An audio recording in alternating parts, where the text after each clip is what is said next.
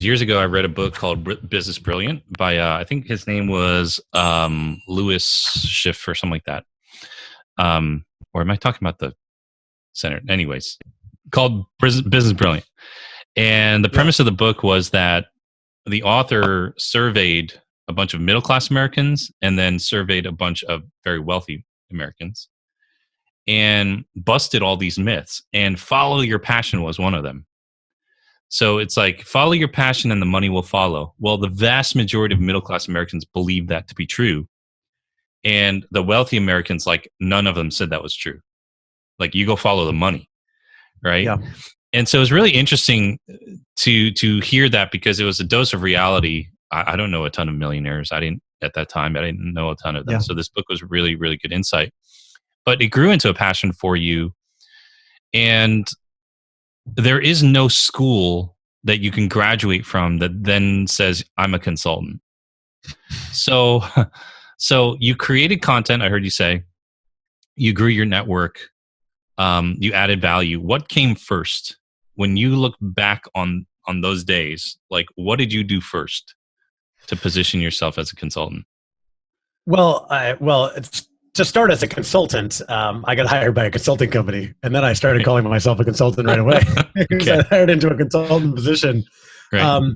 But when I went on my own 3 years ago, I kind of kept that going. And even though like I'm doing facilitation, speaking, creating workshops, sales is really kind of the main thing that I'm doing.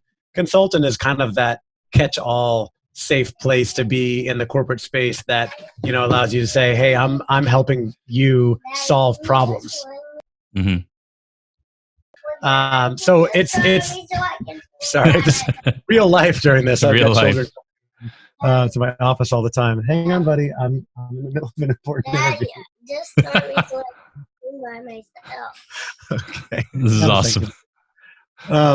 This is life under COVID-19, by the way. No more school. This is Kids real home life all day, and small office doing interviews all the time.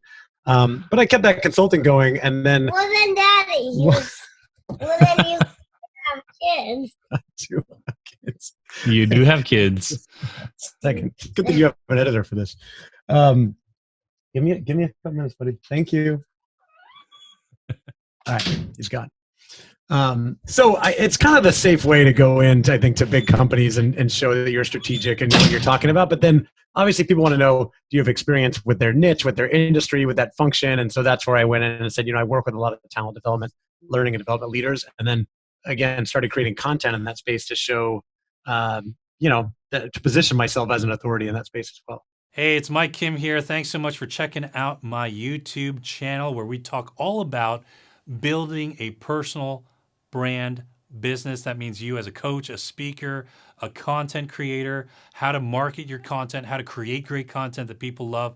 Make sure you hit that little notification bell, subscribe to the channel so that you never miss a video. So glad you're here.